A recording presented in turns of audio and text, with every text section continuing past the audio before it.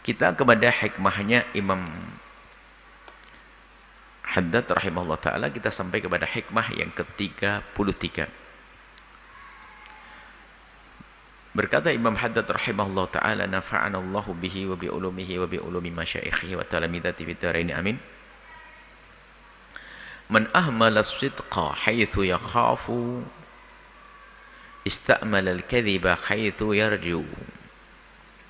Ini masalah berdusta, antara dusta dan kejujuran. Jujur dan dusta. Kejujuran, orang yang jujur dekat kepada Allah. Nabi sangat jujur. Jangan biasa berdusta. Dan memang nanti ada saat-saat diperkenankan berdusta. Tentunya ini harus betul-betul catatannya, rambu-rambunya harus betul-betul difahami. Kapan orang boleh berdusta? Boleh berdusta itu kapan? Di antaranya untuk mendamaikan dua orang itu diizinkan berdusta. Orang bermusuhan.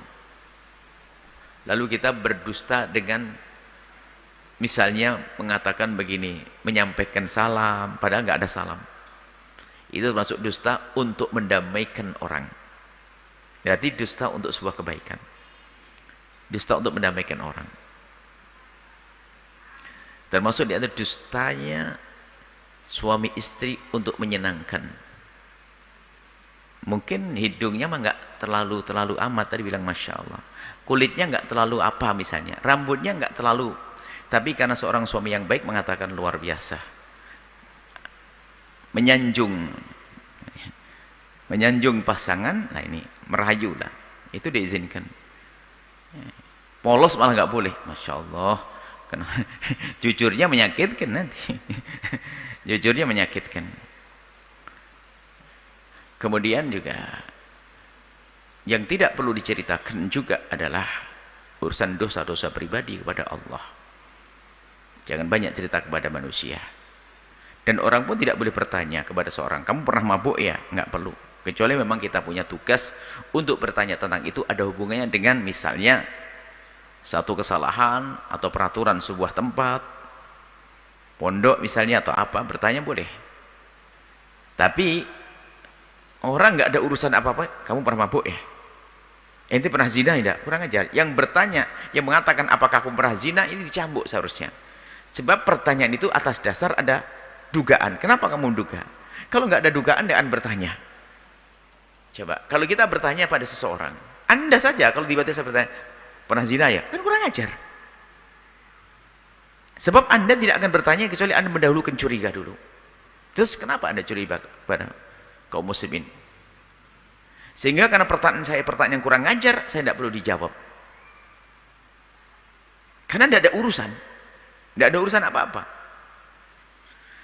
Baik, selebihnya selain dari hal-hal demikian itu, kita biasakanlah dengan jujur, jangan biasa berbohong. Biasakan jujur, jangan biasa berbohong. Nah, sehingga dikatakan Muhammad, man ahmala sidqa haitsu yakhafu. Kalau orang lalai kepada kejujuran di saat dia merasa takut akan adanya bahaya, jadi di saat ada bahaya bagi dia, jujur menjadi hilang. Maka orang itu, lihat, ista'mal al-kadhiba, dia akan berdusta di saat berharap.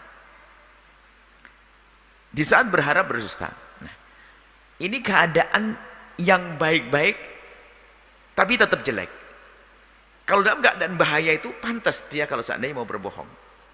Keadaan berbahaya, itu pantas kalau seandainya mau berbohong. Tapi kalau orang nggak ada apa-apa berbohong, ini sudah super buruk. Ingat, nggak ada alasan apapun, bukan takut, nggak ada yang ganggu, nggak ada yang mukul, tapi dia berbohong. Nah, ini kadzab, dia pendusta. Tidak bicara itu Imam Haddad. Kalau orang yang biasa berdusta dalam keadaan normal berdusta. Normal tidak jujur, wah ini jelas jahat betul ini. Nggak ada apa-apa berbohong. Hobi saja. Kebiasaan berbohong. Kalau ngomong nggak bohong nggak. Dari warung kemana? Padahal ini beri tepung, dia ngomong mie kok. nggak bisa jujur. Kalau tidak bohong tidak dia lagi. Nah, maka hati-hati. Biasakan anak-anak kita dan kita itu untuk jujur di rumah. Jangan biasakan berdusta. Kadang kita sendiri mengajari anak kita dusta tanpa kita sadari. Ada orang mencari kita, ayahmu ada, bilang nggak ada. Loh, itu direkam oleh anak kita. Padahal ayah ada, tak suruh bilang tidak ada. Kalau anaknya masih bersih hati, mungkin jawabannya enggak begitu. Tapi anaknya taknya sudah ngerti dusta juga, langsung ngomong, ayah enggak ada. Tapi kalau anaknya polos, Pak, kata ayah, saya suruh bilang kalau ayah enggak ada. Ini polos. Nah, ini masih polos dia. Berarti dia anak baik. Tapi kalau sudah persis, berarti sudah jadi pendusta saat itu. Pilih mana? Anaknya polos, merugikan kita. Ya gitu dibilang. Subhanallah, kadang kita di rumah mengajari anak kita berbohong tanpa kita sadari. Nih, makanya biasakan. Dari kecil jangan biasa berdusta. Apapun bentuknya. Nah, kemudian nanti ada perbedaan, tidak menjelaskan sama berdusta itu beda.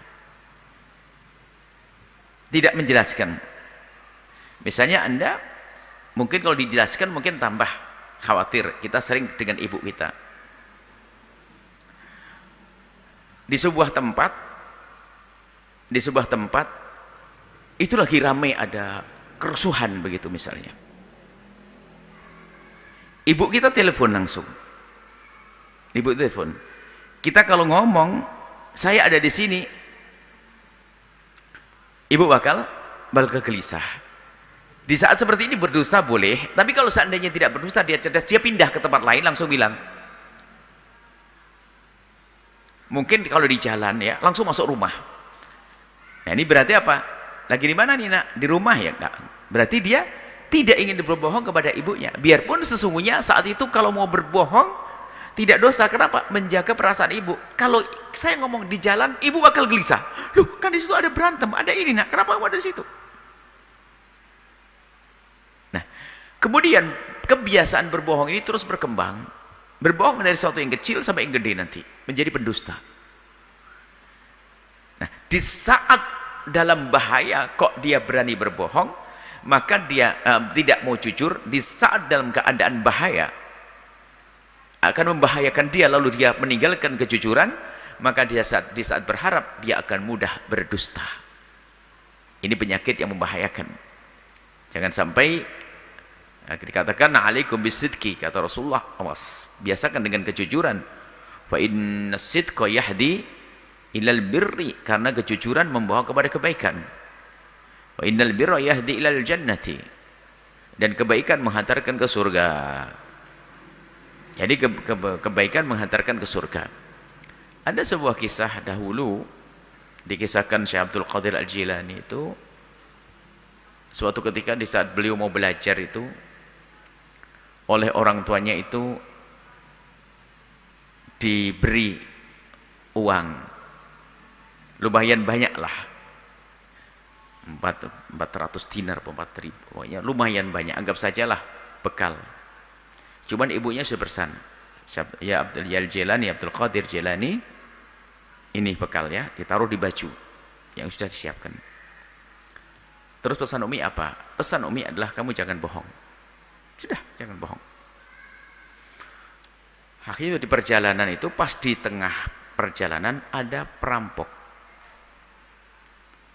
Lah perampok ini anak-anak muda ini kan sebetulnya masih anak-anak. Salah satu perampoknya bertanya, "Hei, kamu mau apa ini?"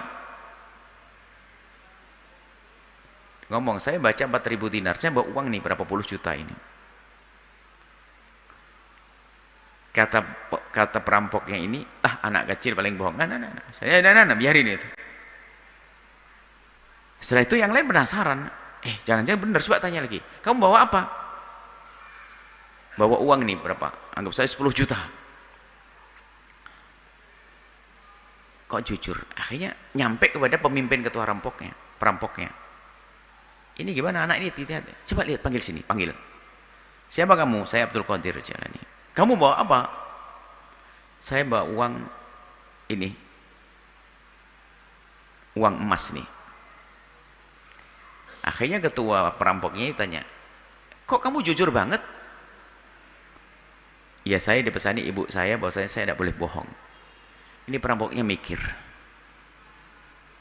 kalau aku berbohong berarti saya melanggar ibu saya. Ajib, ini orang takut melanggar ibunya, jujur.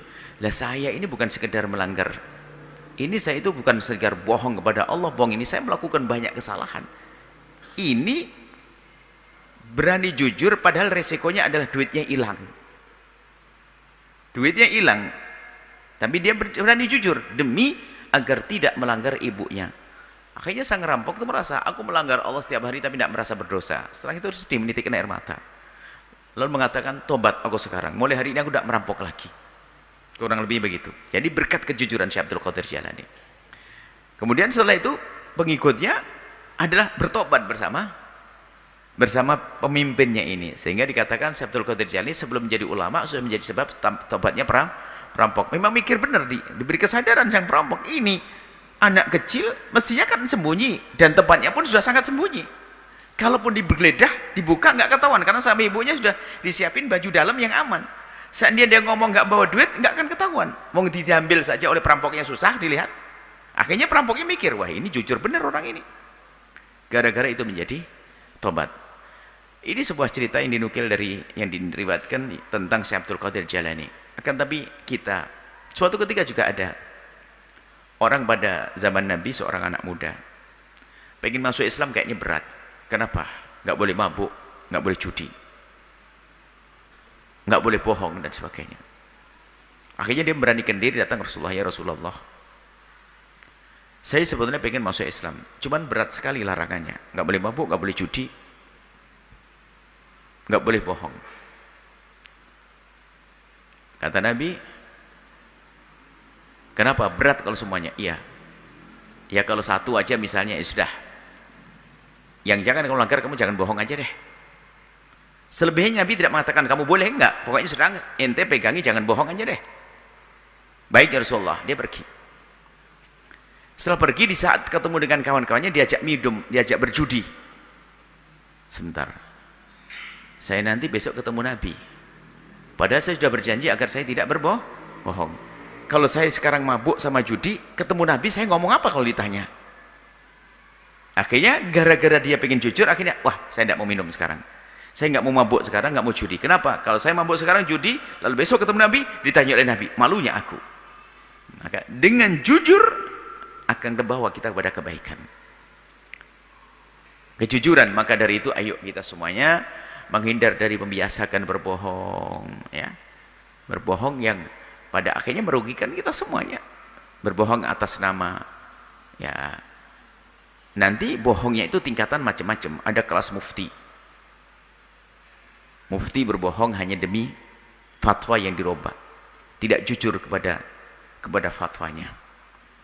Bisa jadi. Belum lagi nanti ya mengajak orang kepada kebaikan sementara dia sendiri tidak pernah melakukan. Dia bohong kepada dirinya sendiri. Jadi banyak sebab-sebab karena kebohongan, maka dia akan menemukan kehancuran. Dan nanti bohong lagi berat kalau sudah kelas ilmu, bohong atas nama Nabi. Loh, ulama ini juga mengerikan, hadis, membuat hadis palsu. Ini terjadi. Ceritanya dulu itu ada ulama yang kurang ilmu, merasa bahwasanya orang pada meninggalkan Al-Quran. Akhirnya dia membuat hadis palsu, dinisbatkan kepada Nabi, padahal dia sendiri yang membuat hadis palsu. Sementara membuat hadis adalah haram. Hadis palsu, Nabi sudah mengancam, man kadzdzaba alaihi muta'ammidan falyatabawa maq'adahu minan nar. Ada kalau orang berdusta atas nama Nabi, tempatnya di neraka. Sehingga ada orang berdusta atas nama Nabi, mengataskan Nabi, hadis bukan hadis bilang hadis, mengatasnamakan fatwa ulama padahal dia, dan berbohong macam-macam. Hari ini berbohong instansi, berbohong pada atasannya, padahal harganya adalah akhirnya membuat kwitansi palsu. Ini berdusta semuanya. Jadi yang terjadi kwitansi palsu di sebuah instansi itu tidak serta-merta di rumahnya sudah biasa diajari bohong oleh bapak ibunya, maka berkembang itu. Sehingga kalau ke warung tidak mau dibuatkan kwitansi, suruh kasih batian siko sosong, nanti ngisi sendiri. Akhirnya biasa berbohong dalam segalanya, bohong. Tidak peduli lagi bohong, jadi enteng bagi dia bohong. Kalau tidak bohong, tidak dia lagi. Bahkan bohong itu bagi dia sudah kayak biasa, nggak sadar dia. Sudah bohong, dikit-dikit bohong, apa saja bohong. Na'udzubillah. Sehingga betul mazala, yakni tentang dusta. Mazal al-abdu, senantiasa seorang hamba itu yakdzibu, senantiasa hatta sampai yuktabu minal kadzabin, sehingga dia ditulis di antara orang berdusta. Jadi ada riwayat kalau kelanjutan hadis, hendaknya katakan dikasih wa iyyaka wa iyyakum wal kadziba, awas hindari dusta. Fa innal kadziba yahdi ilan nar, dusta itu membawa kepada neraka. Ilal fujur wal fujur yahdi ilan nar, dusta itu membawa kepada kemaksiatan, kemaksiatan membawa ke neraka. Wa ma yazalu rajulu yakdzib, sehingga ada seorang laki-laki kalau biasa berdusta, hati-hati akan berkembang dia terus berdusta. Wa yataharul kadzib, terus pengen bisa ngomong jujur, dia berdusta. Dia bawa uang 10.000 padahal dia ngomong 10.000, dia ngomong 12.000. Enggak bisa ngomong 10.000. Kebiasaan berdusta itu naudzubillah di rumah. Kalau sudah biasa dusta nggak bisa dipercaya. Makanya para pendusta, di antara para pendusta ini saling menertawakan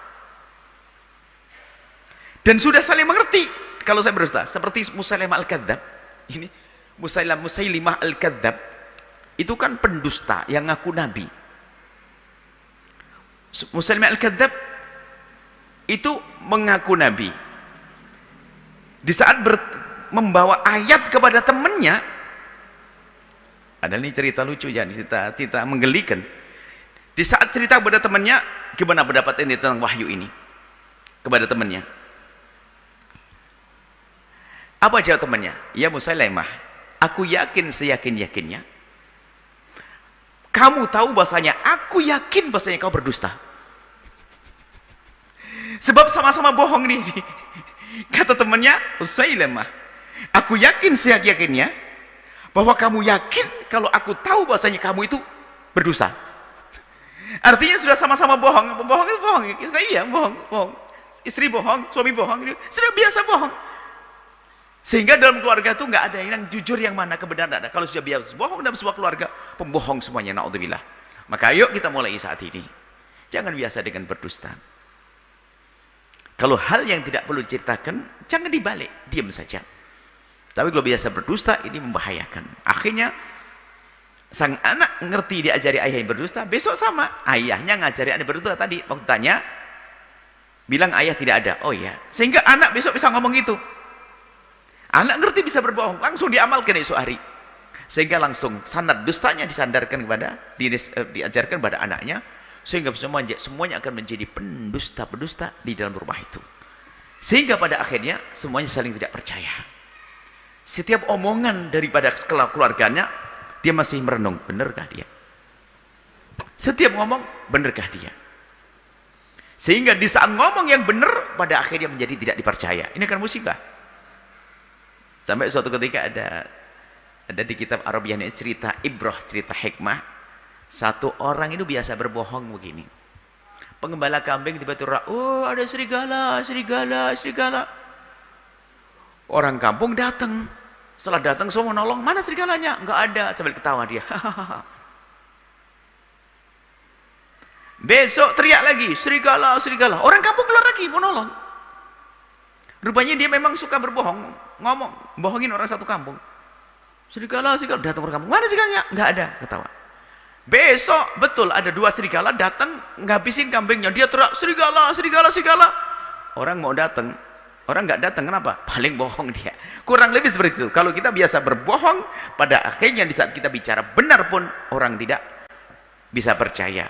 Dan itulah hikmah yang Allah hadirkan Nabi Muhammad dari kecil tidak pernah berdusta. Kasih sayang Allah kepada umat. Jadi sayang Allah kepada umat Nabi Muhammad ini disiapkan bahwa Nabi dari kecil nggak pernah berdusta. Coba kalau Nabi dari kecil berdusta, wah susah terima wahyu kan? Biasa bohong. Nabi itu dari kecil nggak pernah berdusta, nggak pernah berdusta, nggak pernah berdusta. Ini Allah sayang kepada umat ini. Sehingga suatu ketika di saat Nabi mengatakan aku mendapatkan wahyu, umat sudah terbiasa bahwa Nabi Muhammad tidak pernah berdusta. Sampai Abu Jahal yang sangat memusuhi Nabi, dia tidak bisa mengelak kalau Nabi Muhammad Nabi. Sehingga ditanya oleh kawannya waktu pergi ke perang Badar, hei Abu Jahal, kamu percaya tidak kalau Muhammad itu Nabi? Apa jawabnya? Ya karena Muhammad dari kecil tidak pernah berdusta, maka waktu Muhammad ngaku Nabi, aku pun percaya. Percaya. Ditanya, lalu kenapa kamu musuh Muhammad? Ini babnya lain, bukan ini. Kalau masih percaya Muhammad tidak pernah berdusta, saya mencari dusta Muhammad tidak ketemu. Sehingga pasti benar omongan Muhammad, bahasa yang diucapkan Muhammad, tapi kesombongan. Makanya orang ngerti kebenaran belum tentu bisa mengikuti. Contohnya Abu Jahal. Abu Jahal ngerti Nabi Muhammad benar, tapi karena sombong ini adalah batarul haq, menjadikan seseorang menghindar dari kebenaran. Ayo kita biasakan dengan kejujuran dan hindari dusta. Wallahu a'lam bissawab.